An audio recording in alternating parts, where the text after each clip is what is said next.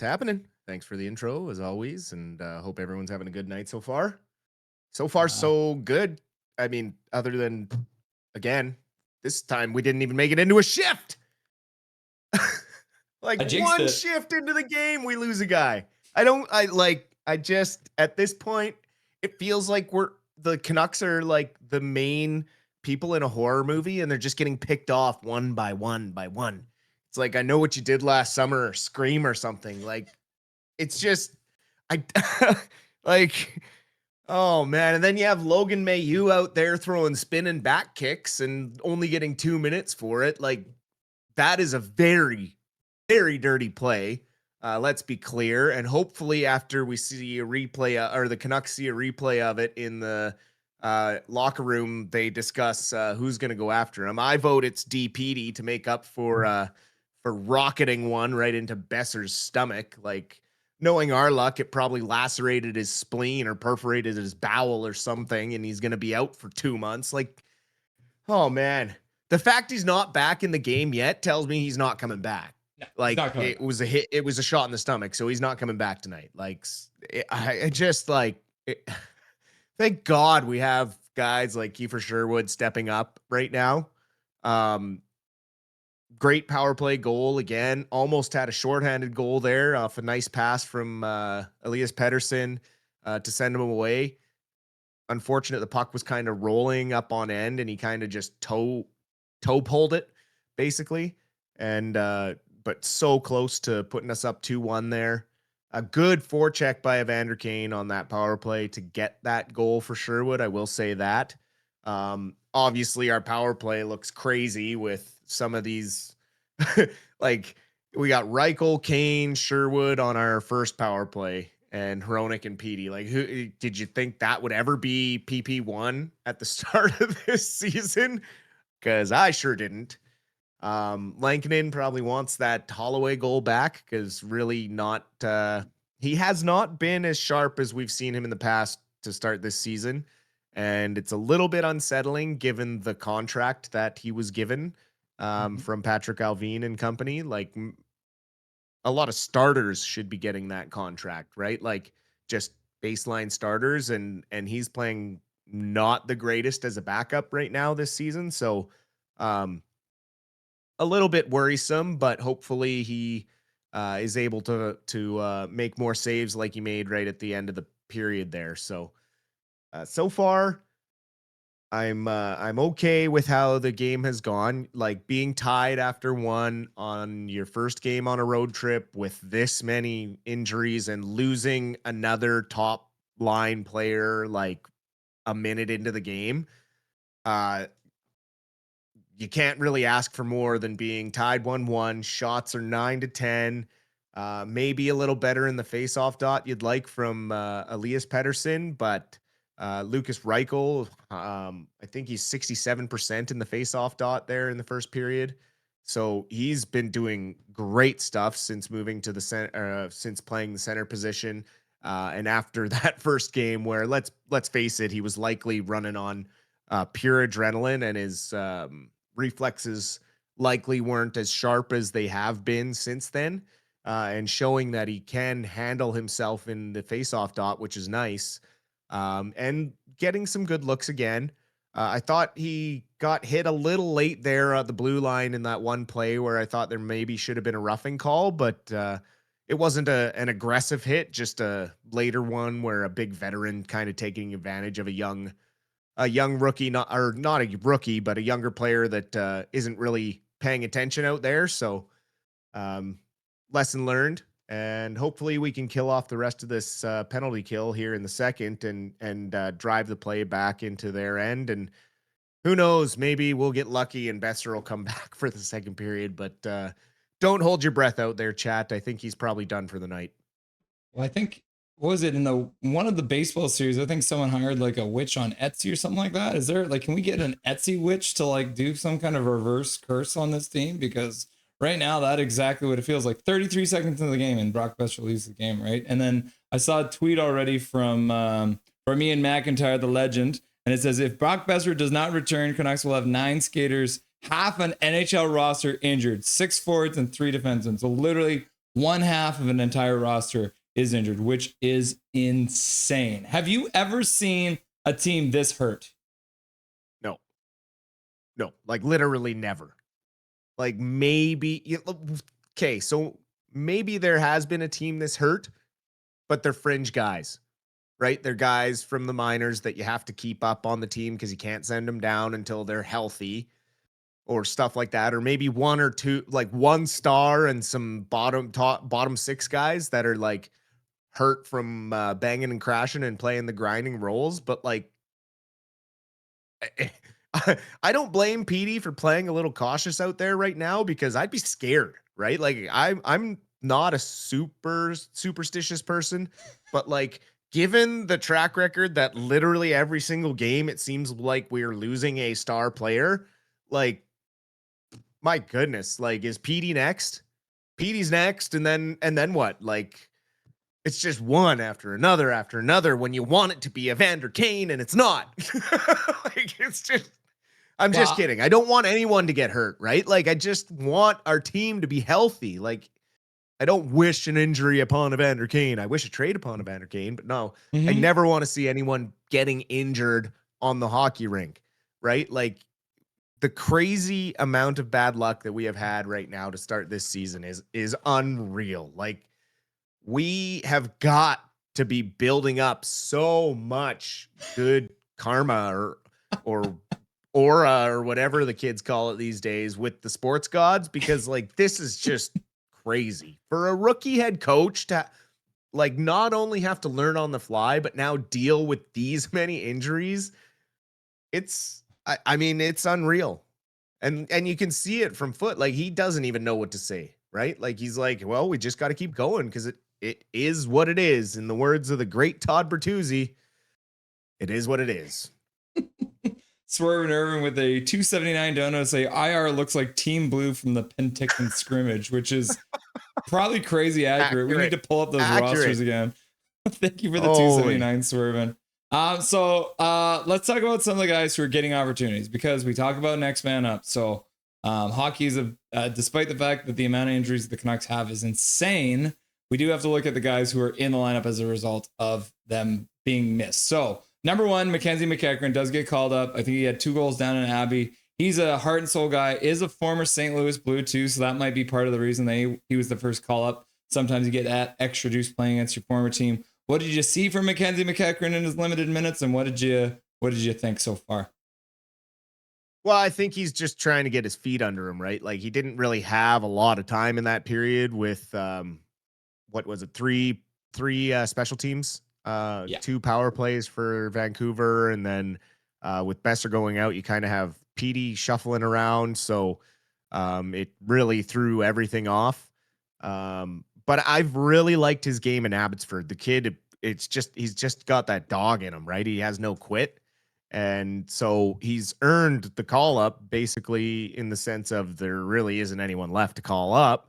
But he absolutely is playing very good hockey, tight defensively. He's responsible, gives you a lot of energy on the forecheck, will win you puck battles, is also really comfortable battling in front of the net. So just things that you like to see from a young player that has some size and some softer hands.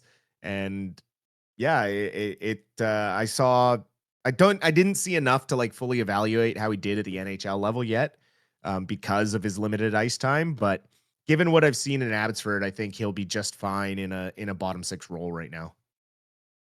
And then continuing with the theme of I gotta go back. I'm not on screen. Okay, I'm back. Given the other players that have to step up to, we did actually see the Abbey line or the Calder line get second power play in it. So it's like, oh, we have no idea what we're doing with these power play. Let's just put a line out there that has some chemistry. And they, they didn't score, but they did look decent out there, moving the puck around in that offensive zone. So another huge opportunity for that Calder line to start making their stamp on this team, eh? Oh, for sure. Yeah. No, every game they look a little more comfortable, but the one who's starting to look like the odd man out again is Arshdeep, right? Like he just doesn't look like he can keep up at the NHL level, whereas Carlson and Sasson, as we're apparently supposed to call him now, officially, Max Sasson. Um, him and Carlson look like they belong in the NHL full time, right? Like the way Carlson works along the boards and is getting he can win puck battles. He steals the puck from guys on the back check. He's good at stick checking and just picking their pocket and stealing and going back the other way.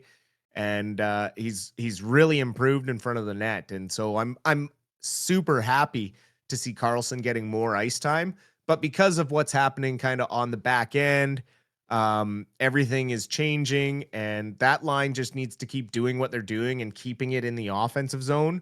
And the more they can do that, the more they're going to start getting comfortable and producing more goals, similar to they were doing in Abbotsford. Um, it's just going to take time, right? It's just getting shifts, and the more that we're hurt, the more shifts that Abbotsford line is going to get. So there's always a benefit when things happen. Um, it's thrusting them forward in their development, and it's forcing a lot of guys to play in situations they wouldn't be normally playing in right now. And it's a good thing to make guys uncomfortable because when injuries normally happen is in the playoffs.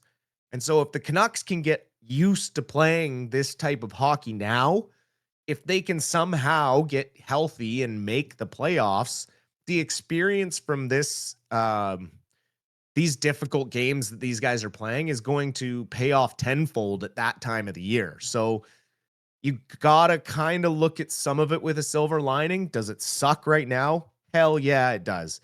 But it's only going to benefit all of these guys that are forced to step up while everyone is hurt. And when everyone else comes back, you're only going to be that much better for it. So speaking of all these injuries, my younger brother Ryan was up in the chat all the way from Australia, and the first thing he said is it time to have a hard look at the Canucks medical staff? Because one, people are day to day and suddenly they're LTIR, and two, let's ask Tanner Pearson how he feels about the Canucks medical team, because this is 2 years in a row now where we're seeing the Canucks have major injuries. And I think we were chatting a little bit offline as well, and I said, when it comes to the practice facility fiasco, is there resources the Canucks don't get as a result of not having a proper practice facility? Because there's a lot of stuff that professional athletes do to recover after games. So, one, do we need to look at the medical staff? And two, is the lack of a practice facility helping preventing the Canucks from recovering properly after games? Well, I think they have a lot of recovery stuff and all that sort of behind the scenes gear at Rogers Arena. Let's not forget they did a massive renovation of the Canucks dressing room in Rogers Arena, and many of the home players will tell you it's one of the nicest dressing rooms with facilities added on in the league. The problem is Rogers Arena hosts so many outside people, like concerts and stuff like that. The guys can't always get in there for a skate if they need to, especially in the off season. Realistically, a practice facility is a moot point right now because no one has time to practice with the condensed schedule. Yeah. The more when it becomes more of an issue is over times like over Christmas break when the players are in town, they have to kind of haul their gear to, UBC University or things like that to get a skate in. And that can be frustrating because then you got to haul stuff wherever, but the teams that have practice facilities, you just drive there, show up, everything's there that you need. Your gear's there, which is great. Um, is it a great luxury to have? Absolutely. Are the Canucks way behind at kind of getting there? For sure. Um, but a lot of guys don't talk about it until they leave. It's not a problem while they're here. Um, Once they experience a first class facility, then it feels like, oh shit, Vancouver sucks. But but right, like you work with what you have. Like it's not like the dressing room at Rogers Arena is a dump. And it's not like they don't have the hyperbaric chamber things or the oxygen chambers to sit in to do the recovery things. I think more of the issue is what you're talking about and with the medical staff, right? Like certain injuries, they're not diagnosing correctly, We saw it last year with Elias Pettersson in the summer saying, look, I have knee problems. I can't train properly. And the medical staff and everyone kind of ganging up on him and saying, well, you're good enough to play. And then all of a sudden, everyone's crapping on him because he's not skating fast enough or playing well enough. And it's like, well, you guys aren't taking his word seriously, and he's supposed to be a star player. Like, if he's hurt, it all reminds me of what happened with Jack Eichel in Buffalo. And their medical staff refused to give him the neck surgery that he requested to get to take himself to another level. And now look at him in Vegas. He's one of the best, most prolific scorers in the league. And all it took was them saying, yeah, absolutely, come over. You can get whatever surgery you want. It's your body, right? As long as our doctors say it's a safe surgery to get, go for it.